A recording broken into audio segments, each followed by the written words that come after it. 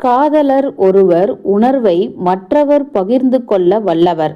அன்பு, அருள் முதலான எல்லா நல்லுணர்விலும் அந்த தன்மை உண்டு. எனினும் அங்கெல்லாம் ஒத்த இருவர் ஒரு நிலையாய் பகிர்ந்து கொள்வதை காண முடியாது. குழந்தையின் உள்ளத்து உணர்வை தாய் ஏற்று உணர்வது போல் தாயின் உள்ளத்தை குழந்தை உணர்வதில்லை.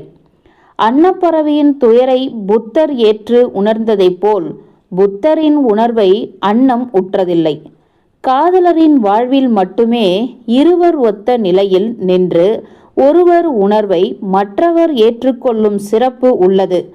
அதனாலேயே உலகில் பெரும்பாலோர் கணவன் மனைவி என வாழும் வாழ்வை கைக்கிளை என்றும் பெருந்திணை என்றும் ஒதுக்கி ஒத்த உணர்வு உடைய காதலர் வாழ்வை மட்டும் அன்பின் ஐந்திணை என போற்றினர் தமிழ்ச் சான்றோர்.